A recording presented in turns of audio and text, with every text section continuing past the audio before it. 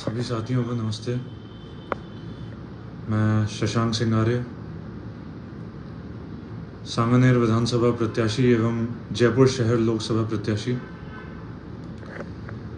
कल जो पहलगाम कश्मीर में आतंकवादी हमला हुआ है, उसको केवल आतंकवादी हमला मात्र कह करके हमें इसको रद्द नहीं कर देना चाहिए। हमें ये एक्सेप्ट करना चाहिए कि ये सारे स्पॉन्सर्ड होते हैं। अब ये आते हैं पाकिस्तान की तरफ से, पाकिस्तान उनको ट्रेन करके भेजता है, लेकिन जब ग्लोबल मीडिया में, ग्लोबल न्यूज़ में ये हम जानते हैं कि पाकिस्तान भिखारी हो चुका है, भीख मांगता है, कटोरा लेके भीख मांगता है अमेरिका और जो भी वर्ल्ड इकोनॉमिक फोरम है विश्व पटल पे। तो उसके पास इतना पैसा कैसे आता है ट्रेन करने के लिए? इनको असला बारूद इनके पास रहता है।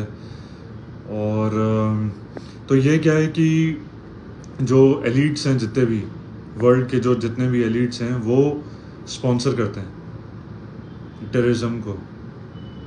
ये पाकिस्तान ठीक है, वाया पाकिस्तान डेफिनेटली करते होंगे, लेकिन अब पूरे देश में इस समय गुस्सा है लोगों में, बहुत ज़्यादा एक अफसोस, दुख तो है ही, लेकिन साथ में एक अलग सा गुस्सा है। रिवेंज चाहती है भारत के नागरिक रिवेंज चाहते हैं। जो रक्षा मंत्री हैं, जो पूर्व में कई बार कड़ी निंदा, घोर निंदा के लिए जाने जाते हैं, और भारत के जो गृह मंत्री हैं वर्तमान में, और जो भारत के प्रधानमंत्री हैं, तो अभी शाहनवाज हुसैन का भी एक मैंने देखा था, स्टेटमेंट आया कि ये प्लान था, ये प्री प्लान था।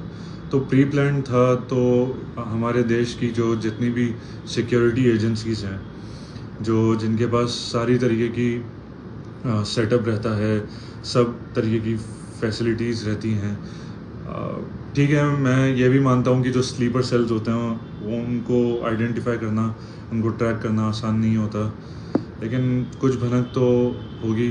मीडिया में ये भी आ रहा है कि कई सारे इंटेलिजेंस ब्यूरो के ऑफिसर्स वहाँ पे उस समय थे, जिनकी डेथ हुई है उनमें से कई आईबी के ऑफिसर्स भी हैं, कर्मचारी भी हैं, और एक 26 वर्षीय इंडियन नेवी लेफ्टिनेंट की भी डेथ हुई है। उसको भी मारा है टेररिस्ट ने, जितने भी टेररिस्ट थे, और सबका नाम पूछ के, आईडी पहचान पत्र मांग करके, और उनकी पैंट उतरवा करके ये सुनिश्चित किया गया कि हाँ वो हिंदू थे।